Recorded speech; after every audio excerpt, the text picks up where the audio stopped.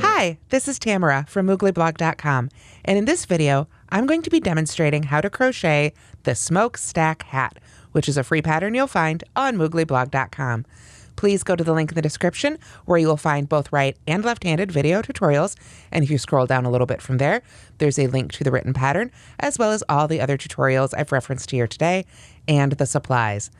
To make this pattern in any of the 3 sizes available, teen through large adult, you'll need just 1 ball of red heart gemstone, but you will need 2 hook sizes, a US M or 8mm and a US N or 9mm. These happen to both be by furls. You'll also need stitch markers as well as your standard crochet supplies such as a yarn needle and scissors. And optionally, you can also use some great faux fur pom-poms or whatever kind of pom-pom you like. You can definitely dress up your hat however you like after you've crocheted it. So let's go ahead and get started with our Smokestack hat. Now, as I mentioned, the Smokestack hat does come in 3 sizes. The teen size is designed to fit 21 to 22 inch heads. The small adult, shown here, fits 22 to 23, and the large adult is 23 to 24. They've got a pretty good amount of stretch though. So within those, if you feel like, gosh, I lean a little bit more towards one than the other, there's plenty of stretch, so you should be able to find the size to fit you.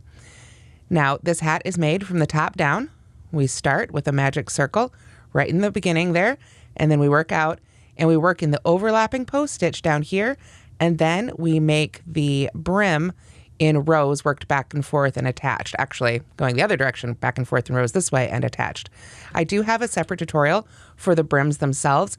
I understand that this yarn is variegated, so if you need special tutorials for any of the stitches shown here today, again, you can go to the link in the description for those. So let's go ahead and get started crocheting our Smokestack hats. So the difference between the sizes of the teen, small adult, and large adult are all in the number of stitches worked in the first round, and then of course that affects the stitch counts throughout, but other than that the pattern's the same. So to begin, we're going to start with a magic circle and the largest of the 2 hooks, the 9mm. So I take the yarn, I wrap it around my finger twice, and again there is a separate tutorial for this if you need it. I go under both those loops, grab the one furthest back, pull it just under. Then I'm going to yarn over and basically chain to sort of lock that in together. Then I chain 2, 1, 2. That chain 2 will not count as a stitch. And then I am going to work a number of double crochets right into that magic ring. So the first couple of double crochets, I like to keep the ring on my finger, like so. Needs a little bit of twisting the hand around or the hook, depending on how you like to do it. But I just get the first couple on there, and then that will hold the ring open so I can pull it off my finger and continue crocheting. Now, again, it depends on what size you're making. If you're making the smallest size, the teen size, you'll want 11 double crochets in the ring. If you're making the small adult, which was shown in the pictures, that is 12 double crochets. And if you're making the large, 13 double crochets. So we just keep working right into that ring, however many double crochets is called for your size. And again, all of this is in the written pattern, which is linked at the link in the description. If you are watching this video somewhere where you don't have access to the description, you can go to mooglyblog.com and simply type in Smokestack hat in the search bar, or type it right into your browser search. mooglyblog.com, Smokestack hat should take you right to the pattern. So let's see how many we've got here so far, since I've been talking instead of counting. We've got 1, 2, 3, 4, 5, 6, 7. So let's make just a couple more here so we can make the smaller size. So there's my 8, 9, 10, and 11. There we are. And then I'm going to go ahead and take that end from my magic ring and just pull that so that the center is nice and tight. Now, I do recommend that when you go to weave in this end, you weave it in both directions, back and forth, to really lock that magic circle closed. Then it should stay nice and closed for you. So I'll pull up a little bit more yarn here and we'll be ready to start round 2. So at the end of round 1, you should have 11, 12, or 13 double crochets, depending on the size you're making. We're just going to join right to that first double crochet we made, because remember that chain 2 does not count as a stitch. So we just join with a slip stitch there, and we're ready for round 2. Round 2 is very simply chain 1, I work 2 single crochets in each stitch around. Now at this point, I really like to pull in the stitch markers. There we are. And I like to put a stitch marker in the first and last stitch of each round. And the reason I do this is because when you're working in the round, it's very easy to accidentally think that slip stitch right there is an actual stitch that you want to work into. And of course, that's not the case. So if we put a stitch marker right in that last stitch of the round, and then as soon as I make this first stitch, I'll put a stitch marker in that one as well, that will really help you keep track of those stitches. So I go right back in that first stitch for our first single crochet. Then I'll go ahead and put a stitch marker right in there. And of course, you can use different colored ones if that help you, however you like to do it. So I've got 1 single crochet in that first stitch. I need a second one, like so. And then I'm just going to do that in each stitch around. Work 2 single crochets in each stitch around. So at the end of round 2, you should have 22, 24, or 26 single crochets, depending on what size you're making. So I'll see you when we're ready for round 3. Okay, so I've worked 2 single crochets in each stitch around, and I've moved up that stitch marker into that new last stitch. So I'm going to go ahead and join right to that first marked stitch, since we know that that's exactly where our first stitch is there, and we've completed round 2. Round 3 begins with a chainless starting double crochet. And again, there is a separate video tutorial for this on the Moogly YouTube channel and on mooglyblog.com. But basically, we're going to pull that loop up to the height of a stitch, put our finger right on top of the loop, wrap the loop around the hook, go into that first stitch, the same one we joined to, yarn over, pull up a loop. You'll notice I'm still holding on to that first loop with my finger there so it can't go anywhere. Yarn over, pull through that loop, and behind the one that was wound around the hook, yarn over again, and pull through those last 2 loops finally. And there we've got our first stitch. And it looks a lot more like a double crochet than a chain 3. However, if you do not like this stitch, you can certainly go ahead and use the chain 3 or your preferred chain 2 substitute. So I'm just going to move that stitch marker right on up now that that's our first stitch, and it is marked and ready to go. Now, to continue around, we're now going to start our repeat with the asterisk. We're going to start with a front post treble crochet. So I need to yarn over twice. I've got my yarn over twice on my hook there.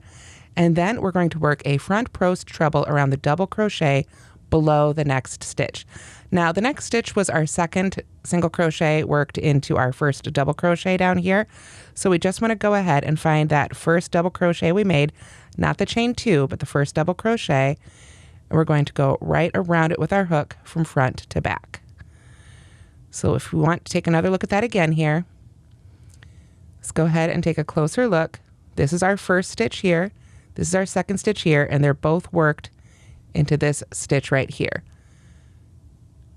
So we yarn over twice, go right around that stitch from front to back, right around the post, yarn over, pull up a loop, yarn over, pull through 2, yarn over, pull through 2, and yarn over and pull through 2 to finish the stitch.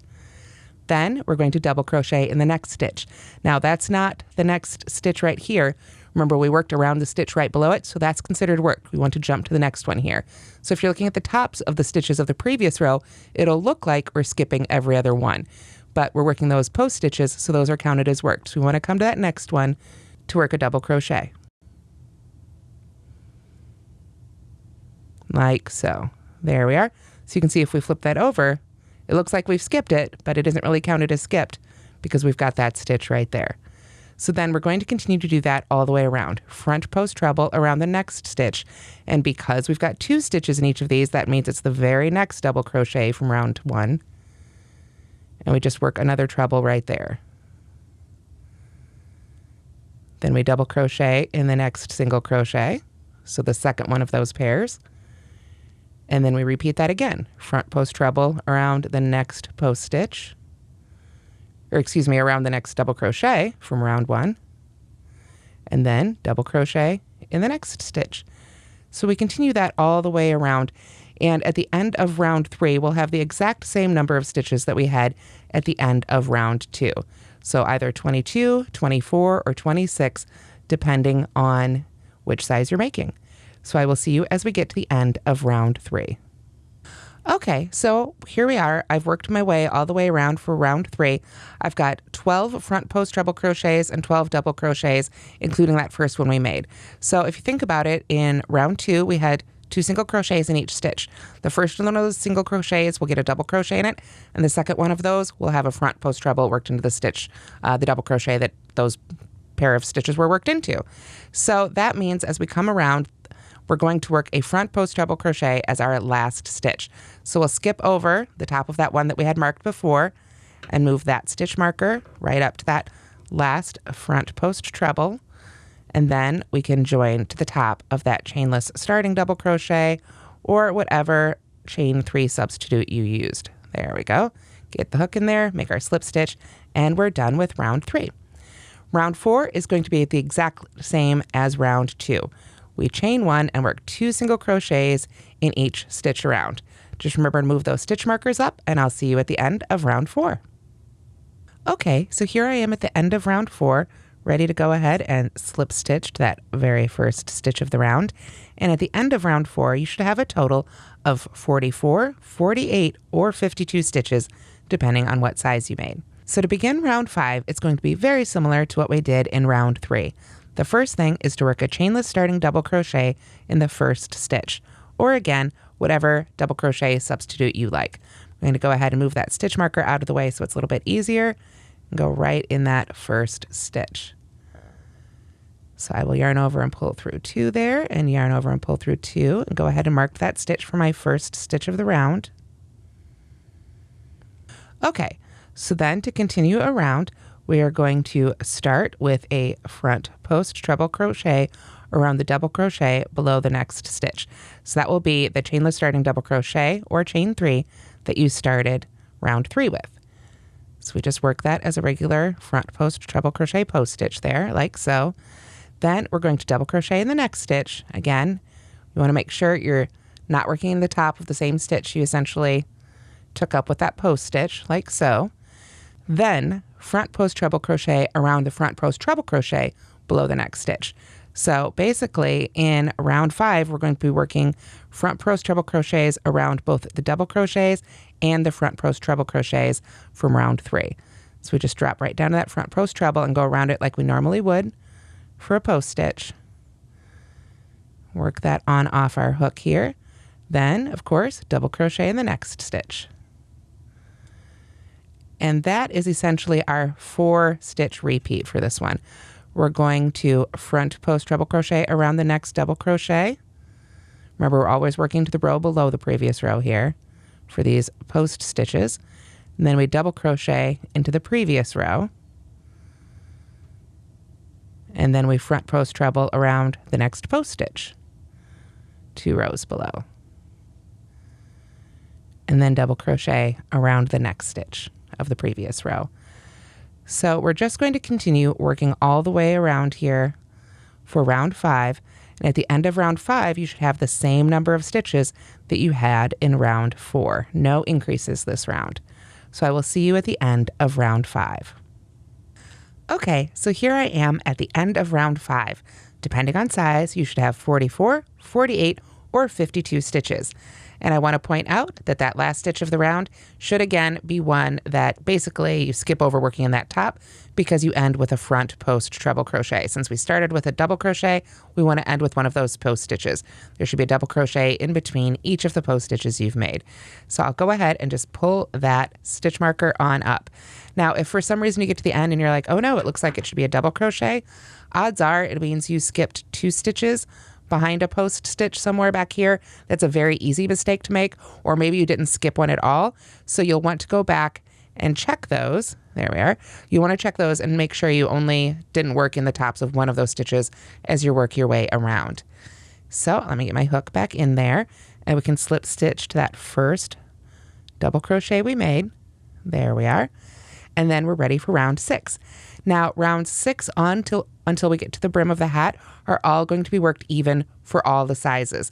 All the different sizing, it's not done in the rows, it's done in the number of stitches, which is why we started with a different number. So from round 6 on, we're just going to be working even until we get to that brim. So however many stitches you had in round 5 is how many stitches you should have in every row, or round rather, until we get to that brim. So round 6 is very simply chain 1 and single crochet in each stitch around. So I will see you when we get to round 7. Okay, so now we're ready for round 7. Round 7 will begin with a chain 2 that does not count as a stitch, just like we did in round 1. Then we're going to front post treble crochet around the double crochet below. So we yarn over twice, find the double crochet. So actually be our chainless starting double crochet here because we know we're right at the beginning of the row. Let's go right around that post, pull up our loop, and work that first stitch off. And that is where I'm going to put my stitch marker for round 7. All right, so then we continue with round 7 with a double crochet in the next stitch. This is going to be the single crochet above a post stitch. So we just work a double crochet right there. Then we're ready for another front post treble. We're going to go under the double crochet beneath the next stitch. So now that we're working even, we're not increasing or anything like that, it becomes pretty straightforward. Work double crochets in the stitches above our post stitches and work post stitches around our double crochets. So we continue on around for round 7. Again, no increases or decreases, so our stitch count should be the same, and I will see you when we're ready for round 8. Okay, so here I am at the end of round 7, and I just want to point out, because we started this round with a post stitch, we end it with a double crochet. You can see it's in the double crochet right above that last post stitch we made the previous time we were working this sort of row, and it's in that last marked stitch, so we know we're in the right spot. So I'm going to go ahead and move that stitch marker up here to our new last stitch, and then of course I can join with a slip stitch to our first chainless starting double crochet. A little bit easier if I take the stitch marker out first. Let's do that. There we go. And I'll go right in there and slip stitch to finish round 7. Round 8 is going to be a repeat of round 6. We chain 1 and single crochet in each stitch around. And from here on out until we get down to those brim rounds, rounds 6 and 8 will always be a single crochet row repeat. Now I will go ahead and tell you that I gave the same number of rows for all the sizes of this hat because at this stage, teen to large adult, generally speaking, the hat length doesn't change significantly. However, you can absolutely customize the length of this hat. You'll just want to stop on a single crochet row, so either a 6 or 8 row repeat before you start that brim. So for now, for round 8, just go ahead and single crochet in each stitch around, and I will see you when we're ready for round 9. Okay, so I've finished round 8, and you can see our hat is starting to pull into sort of a hat shape now that we're working even. Round 9 is going to be an awful lot like round 7, where we work those post stitches and double crochets, but now we're going to switch them so that they become offset. So in round 7, where we began with a chain 2 and a front post treble, now we're going to start with that chainless starting double crochet again, so that we could double crochet and then a post stitch, whereas in round 7, it was a post stitch and then a double crochet. So we'll pull that loop up again. I'm going to go ahead and pull that stitch marker out of the way now. There we are. Now that I know exactly where that first stitch is going to go, I can yarn over and get that first one made right in there. There we are. And get our our stitch marker rather in that chainless starting double crochet, or again, chain 3, whichever you prefer. You could do a chain 2 and then double crochet, whatever you like. And then that is worked into the single crochet above that post stitch. So I want to yarn over twice and jump over to this next double crochet. Just easier to see that way a little bit. Work our front post treble around there, and then double crochet into the single crochet on top of the next post stitch, and so on all the way around.